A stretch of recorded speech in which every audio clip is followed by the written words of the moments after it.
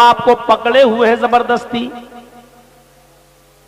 पकड़े हुए हैं, आपको मार भी रहे हैं और ये कह रहे हैं कि तू मुझे सजदा कर, मैं सरदार हूं इस कौम का, या ये मेरे सरदार है मेरे कौम के, इनको सजदा कर। जब तक तू इनको सजदा नहीं करेगा मैं तुझे नहीं छोड़ूंगा। अस्सलामु अलैकुम व रहमतुल्लाहि व बरकातुहू।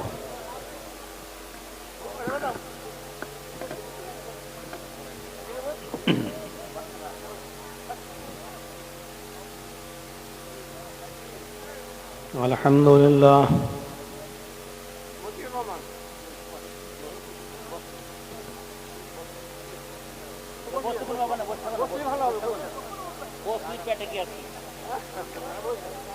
अल्हम्दुलिल्लाह नहमदुहु व नस्तईनुहु व नस्तगफिरुह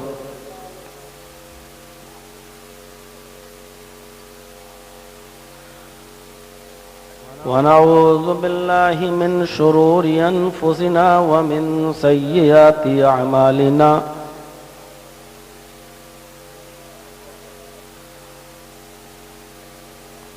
मन यहदिहिल्लाहु फला मुज़िल्ल लहु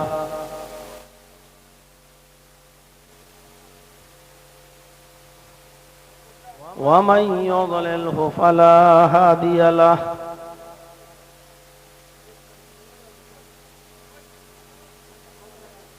व अशहदु अल्ला इलाहा इल्लल्लाहु वहदहु ला शरीका लहु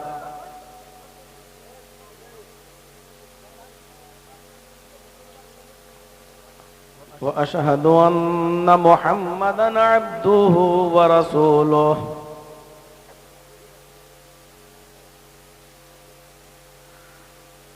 अम्मा बाद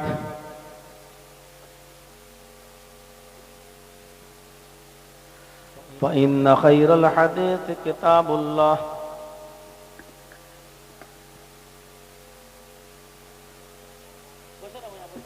व खैरल हदी हदी मुहम्मदिन सल्लल्लाहु अलैहि वसल्लम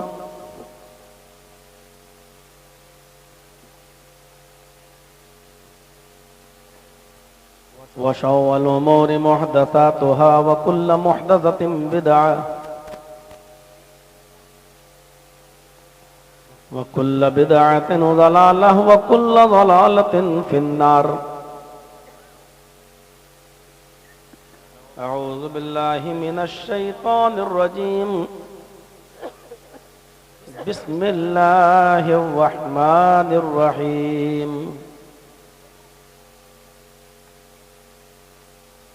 या अय्युहल्लज़ीना आमनु दुखुलू फिस्सिल्मि काफ़्फ़ा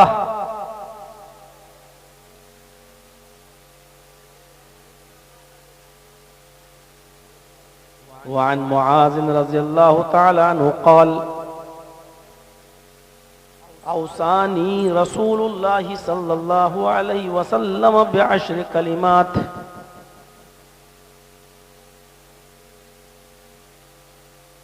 क़ाल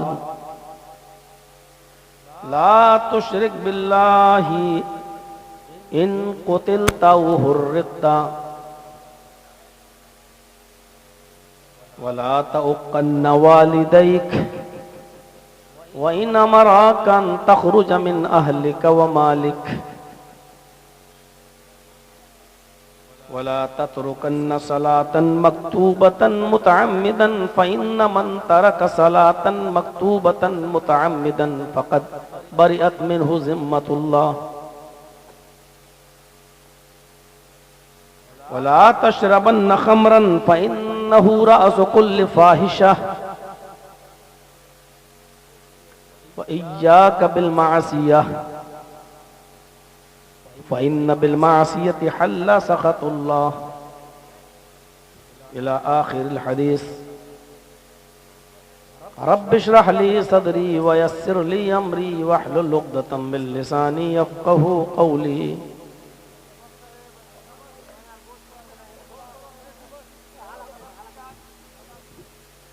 इस अज़ीम शान इजलास के सदर मोहतरम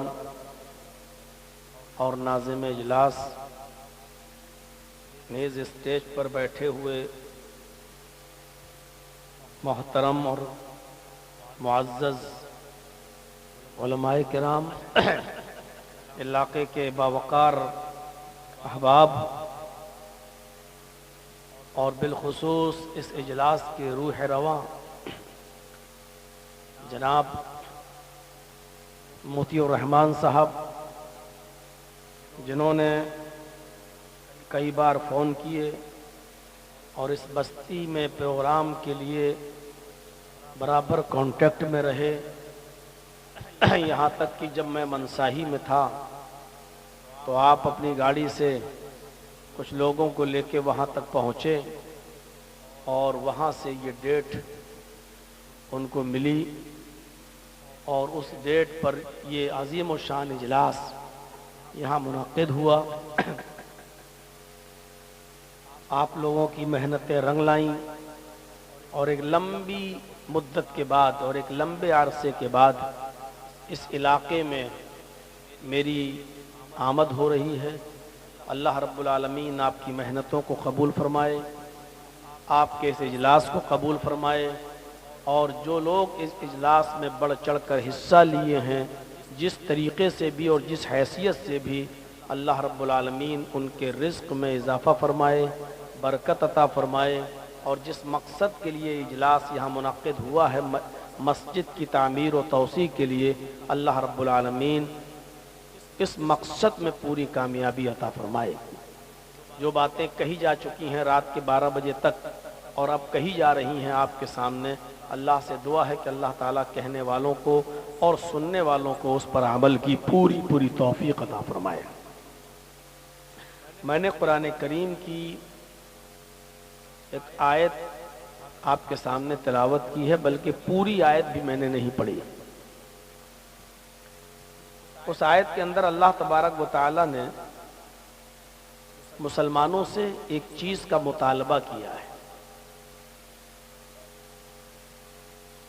हम और आप इस दुनिया में आए हैं, बेशुमार मजहब इस दुनिया में हैं, लेकिन हमारा जो मजहब है, जिसको हम इस्लाम कहते हैं, ये अल्लाह रब्बुल आलमीन की बहुत बड़ी मेहरबानी है और उसकी रहमत है कि उसने हमें और आपको ये मजहब दिया है। और इस मजहब के अंदर हमें और आपको पैदा किया है, हमें आपको जनाब मुहम्मदुर रसूलुल्लाह का उम्मती होने का शर्फ बख्शा है। लेकिन हर मुसलमान गौर करे, क्या वो सिर्फ नाम का मुसलमान है या हकीकत में वो मुसलमान है? दो चीजें होती हैं। एक चीज है हम अपने आप को मुसलमान कह रहे हैं, और एक चीज है क्या वाकई हम जो कह रहे हैं वो हैं। लोग हमें मुसलमान समझ रहे हैं। अब ये हमारा दिल जानता है अंदर से कि हम कंप्लीट मुसलमान हैं या नहीं। हर मुसलमान जानता है इस बात को। मुझसे सवाल करने के बजाय अगर आप अपने दिल से ये सवाल करेंगे कि मैं मुसलमान हूं या नहीं, तो आपका दिल अंदर से आपको इस सवाल का जवाब दे देगा कि आप मुसलमान हैं या नहीं, और हैं तो कितने परसेंट हैं। यहां अल्लाह तबारक व तआला ने मुतालबा किया है और क्या कहा है? या अय्युहल्लज़ीना आमनु, या अय्युहल्लज़ीना आमनु उदखुलू फिस्सिल्मि काफ़ा। आए ईमानो वालो, आए मुसलमानों, तुम इस्लाम के अंदर पूरे के पूरे दाखिल हो जाओ। थोड़ा समझने की कोशिश कीजिएगा। एक तरफ तो अल्लाह कह रहा है मुसलमानों, ऐ ईमान वालों, और जब ईमान वालों कह रहा है, मुसलमानों कह ही रहा है, तो ये क्यों कह रहा है कि तुम इस्लाम के अंदर पूरे के पूरे दाखिल हो जाओ? क्या मोमिन और मुसलमान वो हो सकता है जो इस्लाम के अंदर पूरा का पूरा दाखिल ना हो?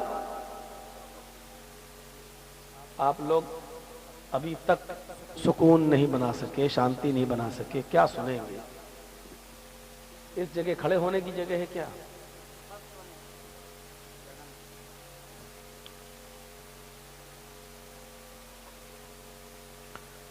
तो मेरे भाइयों, मोमिनों से और मुसलमानों से मुतालबा किया जा रहा है, क्या ईमान वालों तुम इस्लाम के अंदर पूरे के पूरे दाखिल हो जाओ।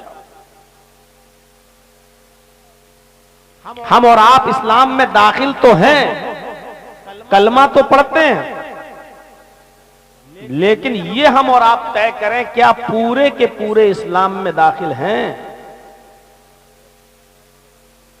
क्या जिन चीजों का अल्लाह रब्बुल आलमीन ने करने का हुक्म दिया है और उसके नबी ने, क्या हम उन कामों को कर रहे हैं?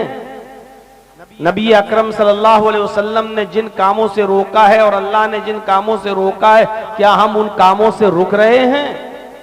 ये हर मुसलमान को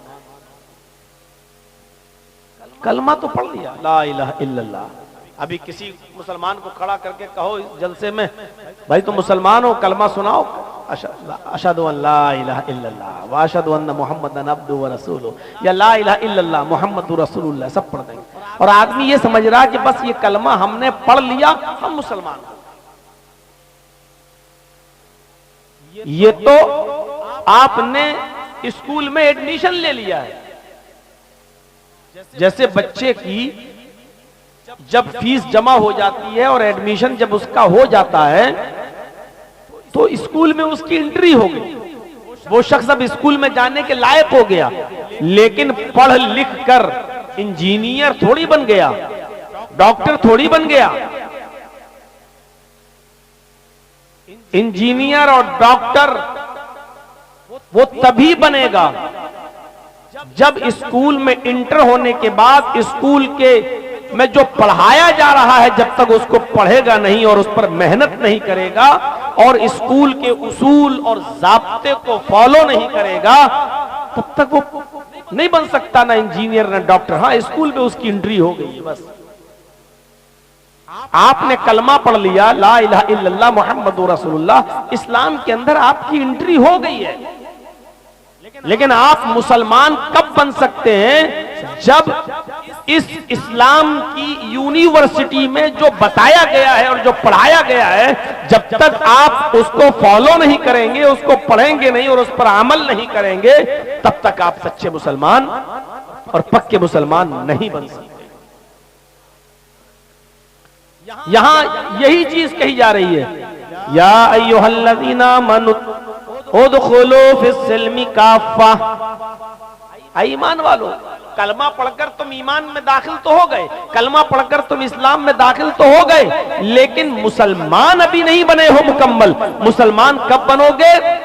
जो चीजें करने की हैं जब तक उनको करोगे नहीं, और जो चीजें छोड़ने की हैं जब तक तुम उनको छोड़ोगे नहीं, तो मुसलमान नहीं बन सकते। वही हमें और आपको गौर करना है। इस्लाम जो सारी दुनिया में सबसे बेहतर और अफजल मजहब, इन्नद्दीना इंदल्लाहिल इस्लाम, अल्लाह की दृष्टि में और अल्लाह की नजर में सबसे प्यारा और सबसे महबूब दीन इस्लाम है। अल-यौम अकमलतु लकुम दीनकुम व अतममतु अलैकुम निअमती व रदीतु लकुमुल इस्लाम दीना। आए मोहम्मद सल्लल्लाहु अलैहि वसल्लम, आज मैंने तुम्हारे लिए तुम्हारे दीन को मुकम्मल कर दिया। अब इस्लाम देखिए क्या है।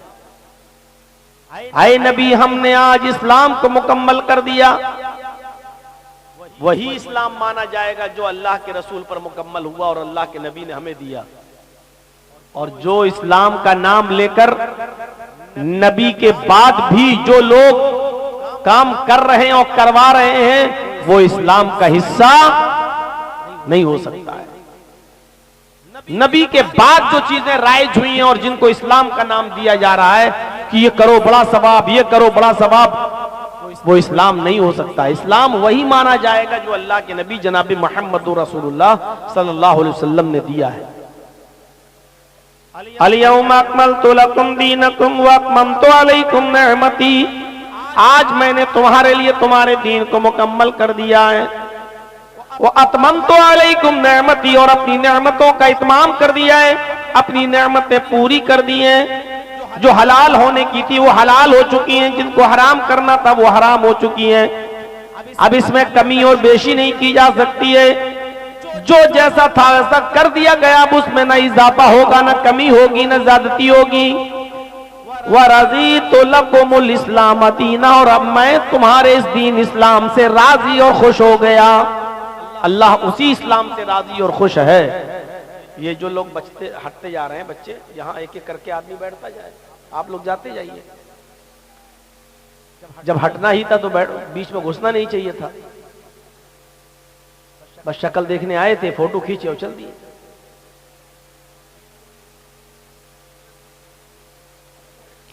जो जगह खाली होती जा रही है लोगों को देते जाओ, बीच में अच्छा नहीं लगता, डिस्टर्ब होता है। तो मेरे भाइयों, अल्लाह उस इस्लाम से राजी है, अल्लाह उस इस्लाम से खुश है जो मोहम्मद रसूलुल्लाह सल्लल्लाहु अलैहि वसल्लम पर मुकम्मल हुआ है। और यही दीन आदम अलैहिस्सलाम से लेकर मोहम्मद रसूलुल्लाह सल्लल्लाहु अलैहि वसल्लम तक सारे पैगंबरों का यही दीन था, सारे नबियों का यही दीन था। कुल या अहलल किताबी तालौ इला कलिमतिन, कुल या अहलल किताबी तालौ इला कलिमतिन सवाइम बैनना व बैनकुम अल्लाह नअबुदा इल्लल्लाह। आए मोहम्मद सल्लल्लाहु अलैहि वसल्लम कह दीजिए, अनाउंसमेंट कर दीजिए, आए अहले किताब, आए यहूदो नसारा, आए वो लोगों जिनको किताबें दी गई हैं, आओ एक ऐसे कलमे की तरफ, तालौ इला कलिमतिन, आओ एक ऐसे कलमे की तरफ, सवाइम बैनना व बैनकुम, जो हमारे और तुम्हारे दरमियान बराबर है।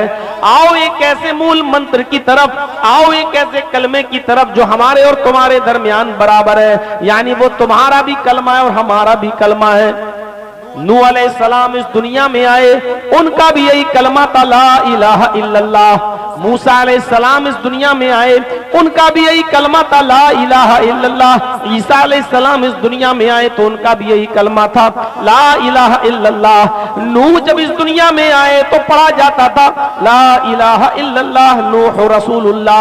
मूसा इस दुनिया में आए तो पढ़ा जाता था, ला इलाहा इल्लल्लाह मूसा रसूलुल्लाह। ईसा जब इस दुनिया में आए तो पढ़ा जाता था, ला इलाहा इल्लल्लाह ईसा रसूलुल्लाह। और जब मोहम्मद रसूलुल्लाह सल्लल्लाहु अलैहि वसल्लम आपको पकड़े हुए हैं, जबरदस्ती पकड़े हुए हैं, आपको मार भी रहे हैं और ये कह रहे हैं कि तू मुझे सजदा कर, मैं सरदार हूं इस कौम का, या ये मेरे सरदार है मेरे कौम के, इनको सजदा कर। जब तक तू इनको सजदा नहीं करेगा मैं तुझे नहीं छोड़ूंगा। दुनिया में आए तो पढ़ा जाता है, ला इलाहा इल्लल्लाह मुहम्मदुर रसूलुल्लाह, यानी ये कलमा सारे नबियों का कलमा है। उस दौर के नबी के हिसाब से नबी का नाम तो बदलता गया, कभी ला इलाहा इल्लल्लाह नूह रसूलुल्लाह, कभी ला इलाहा इल्लल्लाह मूसा रसूलुल्लाह, कभी ला इलाहा इल्लल्लाह ईसा रसूलुल्लाह, लेकिन अब सारे नबियों की नबुव्वत को मनसूख कर दिया, खत्म कर दिया गया। और अब चलेगी तो शमए रिसालत चलेगी, अब चलेगा तो दीन मोहम्मदी चलेगा, और अब चलेगा तो यही कलमा चलेगा, ला इलाहा इल्लल्लाह मुहम्मदुर रसूलुल्लाह। अल्लाह ने जितने भी नबियों को इस दुनिया में भेजा है, सारे नबियों से कहा तुम मेरा पैगाम लेकर जा तो रहे हो, लेकिन अगर तुम्हारी जिंदगी में मेरे आखिरी नबी आ जाएं, तुम्हारी जिंदगी में मेरे आखिरी पैगंबर आ जाएं, तो तुम सबकी नबुव्वत खत्म हो जाएगी और तुम सबको हमारे नबी मोहम्मद रसूलुल्लाह पर, आखिरी नबी पर ईमान लाना होगा और उनके मिशन में उनकी मदद भी करना पड़ेगी। वइज़ अख़ज़ल्लाहु मीज़ाक़न नबिय्यीन लमा आतैतुकुम मिन किताबिन व हिकमा सुम्मा जाअकुम रसूलुम मुसद्दिक़ुल लिमा मअकुम लतुमिनुन्न बिही व लतंसुरुन्नहु। ये आदेश दिया था, ये हुक्म दिया था अल्लाह ने। जितने भी नबी इस दुनिया में आए अल्लाह ने उनसे वादा लिया, एक इकरार लिया, वइज़ अख़ज़ल्लाहु मीज़ाक़न नबिय्यीन लमा आतैतुकुम मिन किताबि व हिकमा, हम जिस रसूल को किताब व हिकमत देकर दुनिया में भेजेंगे, थुम्मा जाअकुम रसूलुम मुसद्दिक़ुन लिमा मअकुम, फिर वो रसूल तुम्हारी तस्दीक करेगा कि तुम अल्लाह की तरफ से आए हुए पैगंबर हो, तुम अल्लाह की तरफ से आए हुए सच्चे रसूल हो, तुम जो बातें लेकर गए हो वो उसकी तस्दीक करेगा। लेकिन याद रखना, जब वो नबी मोहम्मद रसूलुल्लाह सल्लल्लाहु अलैहि वसल्लम तुम्हारे दरमियान आ जाएं, जब वो आखिरी पैगंबर तुम्हारे दरमियान आ जाएं, तो आए सारे पैगंबरों, आए नबियों, आए अंबिया किराम, तुम्हारा मिशन और तुम्हारा काम ये होना चाहिए, लतुमिनुन्न बिही, तुम भी उस नबी के ऊपर ईमान ले आना, लतुमिनुन्न बिही, तुम भी मोहम्मद रसूलुल्लाह को आखिरी नबी मान लेना, वाला तंसुरुन्नहु, और वो नबी जो मिशन लेकर गया, वो नबी जो पैगाम लेकर गया, वो नबी जो दावत लेकर गया, तुम सबको उसकी दावत में, उसके मिशन में उसकी मदद भी करना पड़ेगी। तुम्हारी नबूवत खत्म हो जाएगी, तुम्हें भी ईमान लाना पड़ेगा आखिरी नबी पर, मोहम्मद रसूलुल्लाह पर। कितनी बड़ी बात कही है। अगर नूह, मूसा और ईसा की जिंदगी में मोहम्मद रसूलुल्लाह आ जाएं, तो नूह की नबूवत खत्म, मूसा की खत्म, ईसा की खत्म, इन तमाम नबियों को भी मोहम्मद रसूलुल्लाह पर ईमान लाना होगा और मोहम्मद रसूलुल्लाह की बातों को मानना होगा, नबी की बात पर आमन्ना और सद्दकना कहना होगा। जब नबी की जिंदगी में नूह की नहीं चल सकती, जब नबी की जिंदगी में मूसा की नहीं चल सकती, जब नबी की जिंदगी में ईसा की नहीं चल सकती, तो मोहम्मद रसूलुल्लाह के आ जाने के बाद, नबी अकरम सल्लल्लाहु अलैहि वसल्लम के आखिरी पैगंबर बनकर इस दुनिया में मबऊस हो जाने के बाद, तो नबी के बाद आने वाले बुजुर्गों की बात नबी से ज्यादा कैसे चल सकती है। नबी अकरम के इस दुनिया में आ जाने के बाद, तो नबी अकरम सल्लल्लाहु अलैहि वसल्लम के बाद पैदा होने वाले बुजुर्गों की बात को नबी की बात से ज्यादा अहमियत कैसे दी जा सकती है। इतनी सी बात सोचिए, जब नूह की नहीं चल सकती, मूसा की नहीं और ईसा की नहीं चल सकती, और आसमानी किताबें जो नाजिल हुई, तौरात, ज़बूर, इंजील, जब मोहम्मद रसूलुल्लाह के आ जाने के बाद तौरात, इंजील और ज़बूर नहीं चल सकती, तो नबी अकरम के इस दुनिया में मबूस हो जाने के बाद नबी के बाद आने वाले बुजुर्गों की किताबों को कुरान और हदीस का दर्जा कैसे दिया जा सकता है। इस बात को जरा समझने की कोशिश कीजिए। हर मुसलमान अगर समझ ले तो बहुत आसानी के साथ उसके जहन में ये बात आ जाएगी। आगे बढ़िए मेरे भाइयों, सारे नबियों का यही दीन था। अब हम गौर करें, क्या इस दीन के अंदर हम पूरे के पूरे दाखिल हैं? आइए, कितने मुसलमान हैं जो नमाज के पाबंद हैं? कितने मुसलमान हैं जो अभी रमजान का महीना आने वाला है, गालिबन 2 मार्च से शुरू हो जाए, कितने मुसलमान हैं जो रमजान के महीने में पूरे के पूरे रोजे रखते हैं? कितने मुसलमान हैं जो साहिब हैसियत और साहिब इस्तिताअत हैं और अपने माल की पूरी पूरी ज़कात अदा करते हैं? मेरे भाइयों, कितने मुसलमान हैं जो साहिब हैसियत है और साहिब इस्तिताअत है और ताकत है उनके पास, जो खाने काबा का जो हज करके आए हैं? कितने मुसलमान हैं बैठे हैं, अभी नहीं जाएंगे, 2 बेटियां और रह गई हैं, इनकी शादी कर दें तब फ्री हो जाएंगे, फिर जाएंगे हज करने। हर बाप यही सोचे बैठा हुआ है।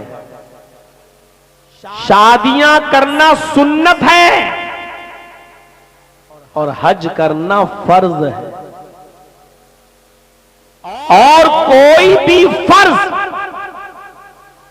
इसलिए मुलतवी नहीं हो जाएगा कि बेटे की शादी कर दो या बेटियों की शादी कर दो उसके बाद आप जाएंगे। आपके पास हैसियत हो गई, इस्तिताअत हो गई, अब आपको इसी वक्त हज करने के लिए तैयारी करना और जाना है। और याद रखना, अगर बेटे और बेटियों की शादी के इंतजार में रुक गए कि 2 बेटियां इनकी शादी करके जाऊंगा, और उनकी शादियों से पहले अगर आपका इंतकाल हो गया, तो आपकी मौत किस हाल में हो रही है आपको ये पता है? अल्लाह के नबी सल्लल्लाहु अलैहि वसल्लम फरमाते हैं, माता अलल मजूसिया, ये आदमी आग का पुजारी बनकर मरेगा, आतिश परस्त बनकर मरेगा, मजूसियत की मौत पर इसकी रूह निकलेगी। मात अलल मजूसिया, ये शख्स मजूसियत की मौत पर मरेगा। इस्तिताअत है आपके पास, क्यों नहीं जा रहे हज करने? सब बेटियों की शादी करना तब जाएंगे। बेटियों की शादी करोगे, ठीक है, बेटियों की शादी हो जाएगी, हज करके आओ, तब हो जाएगी। अब हमारे जहन में क्या है, बेटियों की शादी में लाखों रुपया खर्च होगा। ये जो चीज आई है हमारे जहन में, मेरे भाइयों, यही फजूल खर्ची ने आज हमें फर्ज इबादतों से रोक दिया है। किसने कहा है कि बारात आप अपने घर पे बुलाइए? और किसने कहा है कि आप 100, 150, 200, 250, 300 आदमियों की बारात लेके जाइए? किसने कहा आपसे? ये इतने उलमा बैठे हैं स्टेज पर, और मैं 25 साल से तकरीबन इस एरिया में, कटिहार, बिहार, पूर्णिया, अररिया और ये सब इलाका में 25 साल से दौड़ रहा हूं, तकरीरें कर रहा हूं, और बार बार हर स्टेज पर हमारी बातों में ये सारी बातें आती हैं। आज तक तो कोई आलिम हमें बता नहीं सका कि बारात का सबूत फला फला हदीस में मौजूद है। कहां लिखा है कि लड़की वाला भी बारातियों को अच्छा से अच्छा खाना खिलाए और अच्छे से अच्छा पिलाए और अच्छे से अच्छा उनकी मेहमान नवाजी करे? कौन सी हदीस में लिखा है? कौन सा इस्लाम कहता है? अगर कोई आपको ये कहे कि मैं अपने लड़के की बारात लेकर आपके घर आ रहा हूं, आप कहिए आइए। अगर कोई कहता है कि 300 आदमी आएंगे साहब, आप कहिए 300 नहीं 400 लाइए। आप बेटी वाले हो, मैं आपको जो तजर्बा, जो बात बतला रहा हूं उसको गांठ बांध लो। और कोई है माँ का लाल जो उठे और कहे कि मौलवी जर्जीस ने कुरान और हदीस के खिलाफ ये बात कही है, उसको कहिए कि 300 नहीं 400 लाइए, 500 लाइए। और जब ये सब पहुंच जाएं, आप सबको सिर्फ एक एक गिलास पानी पिला के भगाइए, एक कप चाय भी मत पिलाइए।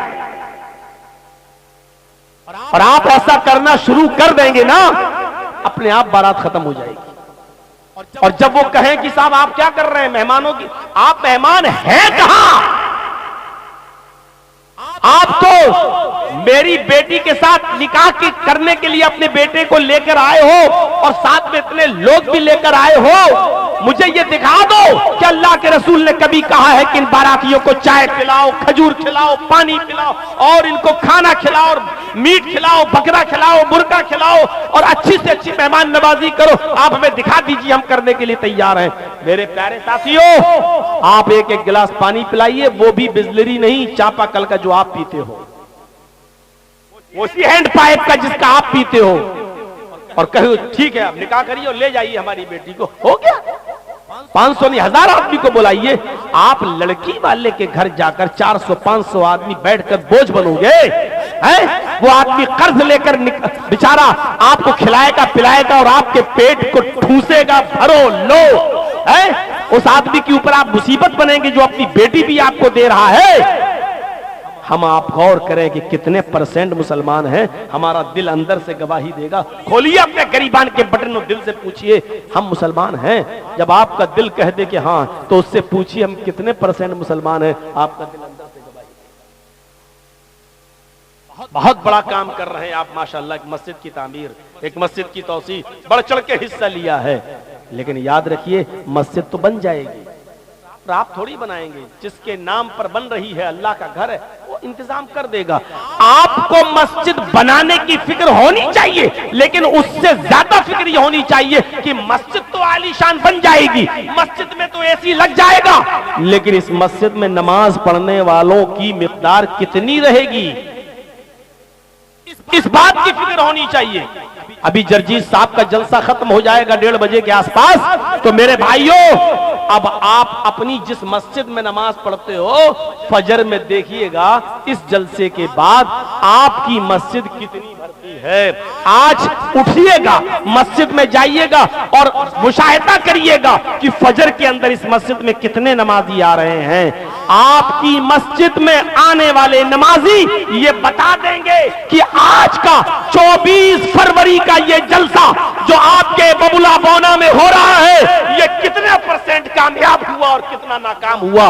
सुबह में फजर की नमाज में मस्जिद बता देगी कि आपका जलसा कितना कामयाब हुआ और कितना नाकाम हुआ। सुबह फजर की नमाज पढ़ने जाओ तो मस्जिद से सवाल कर लेना, अरे मस्जिद बता आज की रात का जलसा कितना कामयाब हुआ, मस्जिद के नमाजी आपको बता देंगे कि कितना कामयाब हुआ। मस्जिद तो बना ली शब भर में ईमान की हरारत वालों ने, मन अपना पुराना पापी रहा बरसों में नमाजी बन न सके।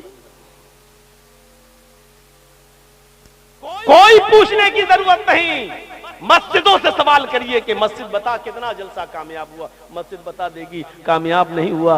आधी रात 1 बजे 1:30 बजे 2 बजे जलसा खत्म कर दिया, जो लोग पढ़ते भी थे वो भी नहीं आए, नींद में सो गए हैं। आपकी मस्जिदें बता दें ये जलसा फर्ज नहीं है, नमाज फर्ज। जलसा आप नहीं भी कराते तो गुनाहगार नहीं होते, लेकिन फजर की नमाज में अगर आप मस्जिद में नहीं जा रहे हैं तो गुनाहगार हो रहे हैं। या अय्युहल्लज़ीना आमनू दुखुलू फिस्सिल्मि काफ़ा, ईमानो वालो तुम इस्लाम के अंदर पूरे के पूरे दाखिल हो जाओ। आइए चंद चीजें बताता हूं, इन चीजों पर गौर करके अपने आप को टटोलिए और देखिए हम कितने % मुसलमान हैं। हजरत मुआज़ इब्न जबल फरमाते हैं कि अल्लाह के रसूल सल्लल्लाहु अलैहि वसल्लम ने मुझे 10 बातों की नसीहत फरमाई, 10 बातों की वसीयत फरमाई। इन 10 बातों पर मैं आज के प्रोग्राम में चल तो नहीं पाऊंगा, तर्जमा कर दूंगा, लेकिन कुछ चीजें मैं उठा रहा हूं, सुनिए मेरे भाइयों। हजरत मुआज़ कहते हैं कि अल्लाह के रसूल सल्लल्लाहु अलैहि वसल्लम ने मुझे 10 बातों की वसीयत की।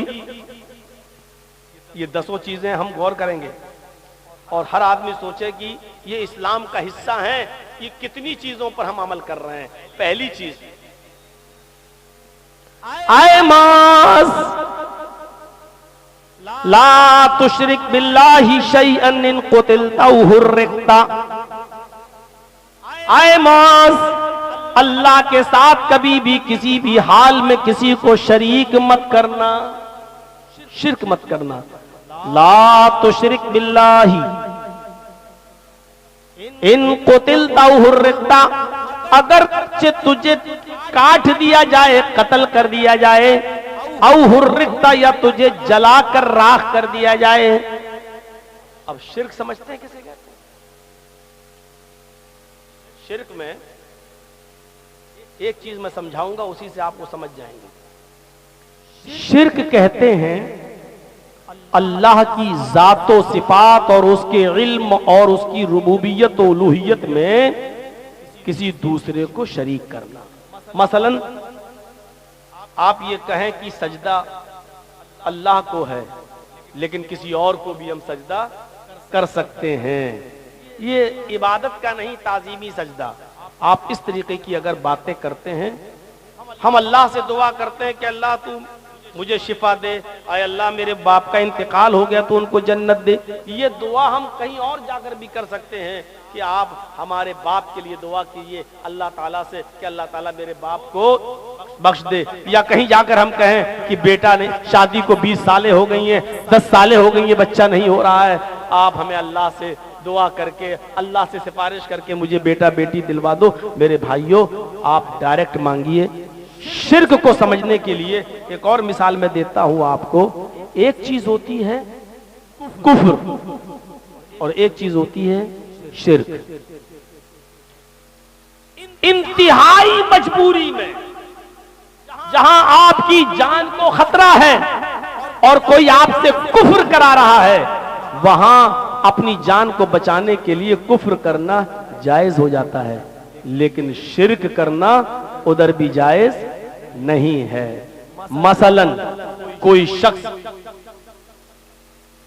आपको पकड़ ले, चाकू निकाल ले, पिस्टल निकाल ले, खंजर निकाल ले और 4-5 लोग आपको पकड़ लें और पकड़ कर कहें कि किसको मानता है? आप कहो अल्लाह को, और वो मारे थप्पड़, अल्लाह का इनकार कर, अल्लाह का इनकार कर, अल्लाह का इनकार कर। और ऐसी सूरत में आपकी जान जाने वाली हो और आप जानते हो कि जब तक अल्लाह का इनकार नहीं करेंगे ये आदमी मुझे छोड़ेंगे नहीं, मार डालेंगे। ऐसी सूरत में, ऐसी शक्ल में आप अल्लाह का इनकार कर सकते हैं और अपनी जान बचा सकते हैं, जायज। हाँ ठीक है, हाँ ठीक है, अल्लाह नहीं है, हाँ ठीक है, ठीक है। जान बचाने के लिए, लेकिन वो भी जबान से कह सकते हो, दिल में आपको यही रखना पड़ेगा, नहीं हम बस जान बच जाए, हम तो अल्लाह को मानते ही हैं, अल्लाह पर तो हमारा ईमान है ही।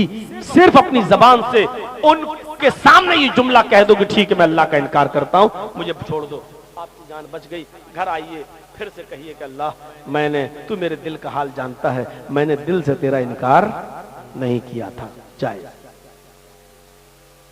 ये सब मोबाइल छीनो, तो इनके मोबाइल छीन के दूसरे लोगों जो पीछे खड़े उनको भी डिस्टर्ब करते हैं। क्या करोगे? मौलाना जर्जी साहब की फोटो लेके जन्नती हो जाओगे क्या? एक तो खड़े हैं, दूसरा फोटो और कैमरा। चाहे तो इधर भी बैठ सकते हैं ये लोग।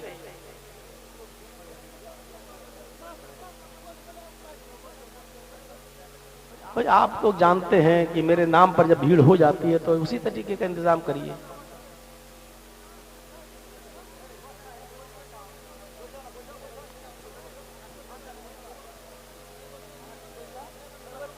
अब आइए इधर तवज्जो दीजिए, नहीं सुनेंगे भी नहीं और सुनने भी नहीं देंगे। तो अल्लाह का इधर देखिए, अल्लाह का इनकार करने से जान बच रही है तो बचा लीजिए। अब आइए दूसरी मिसाल पर, शिर्क क्या होता है?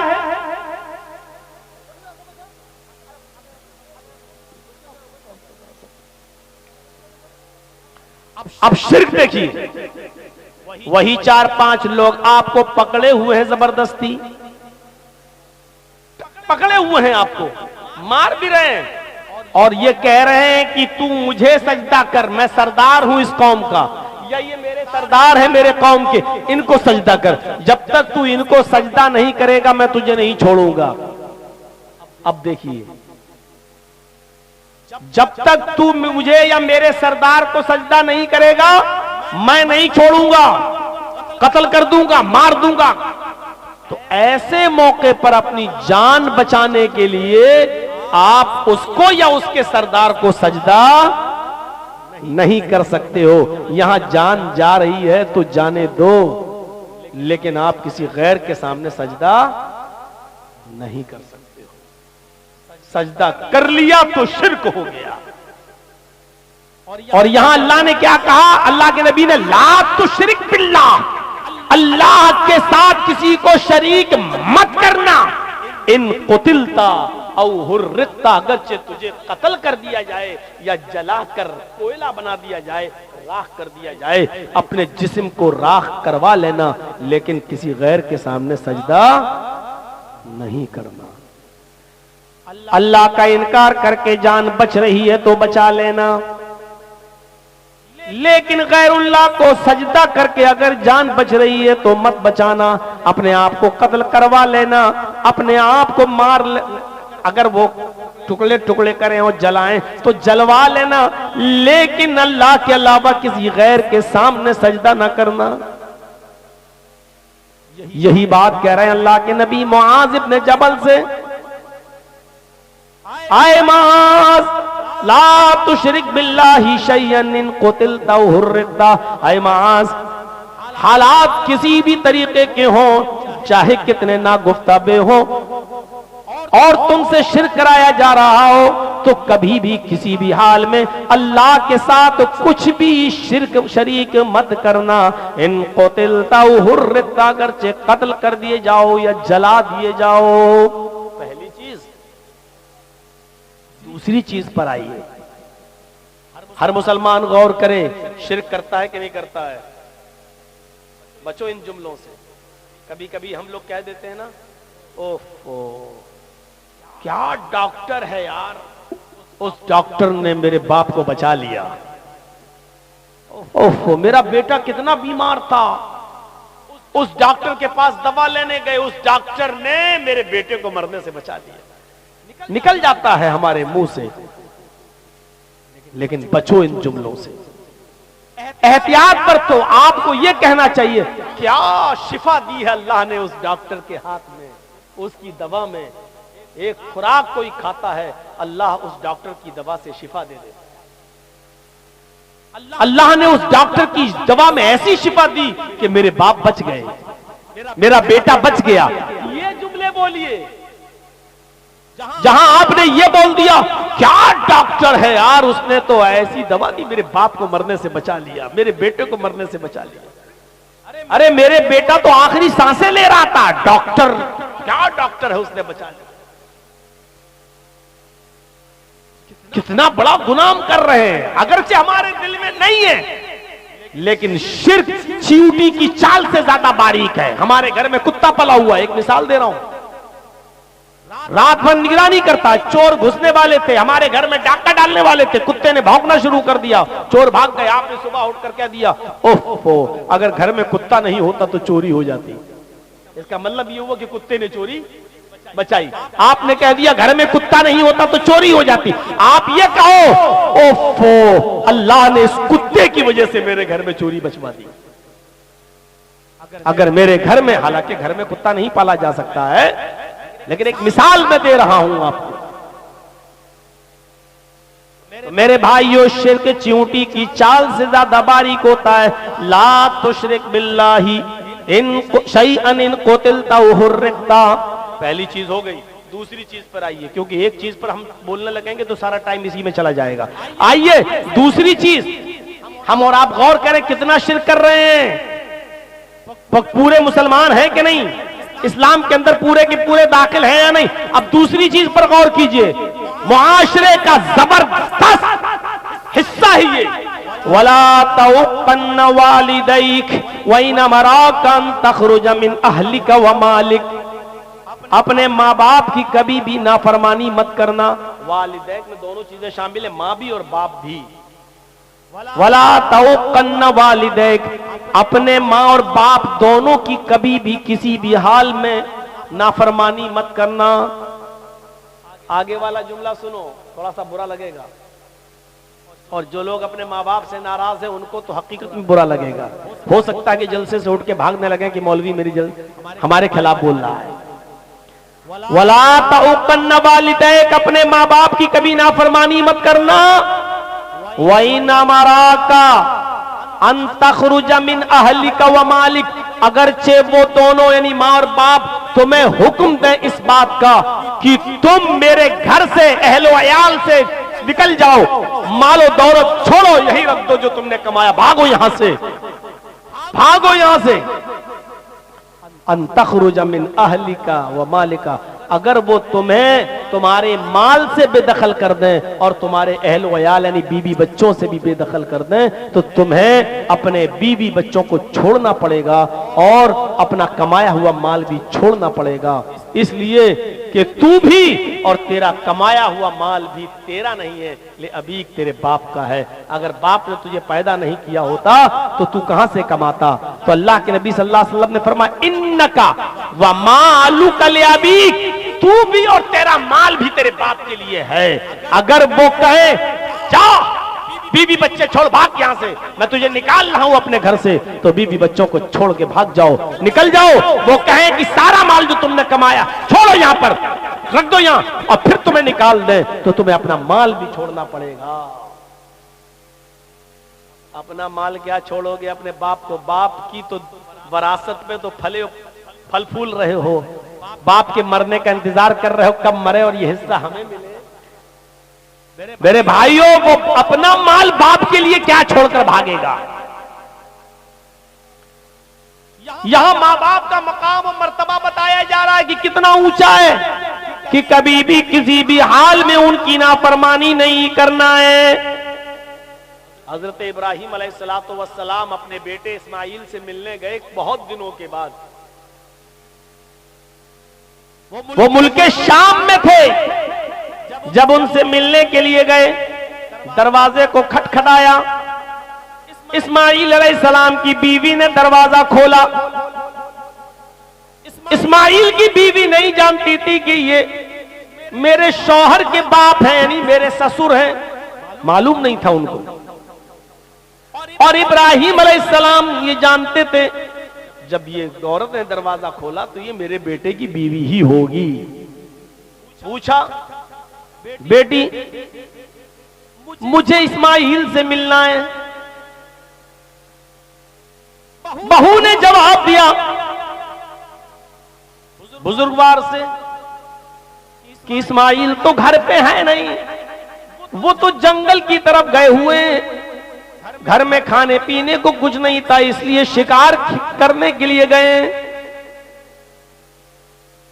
कोई जानवर जो हलाल होगा उसका शिकार करके लाएंगे तब खाना बनेगा, वो घर पे नहीं है।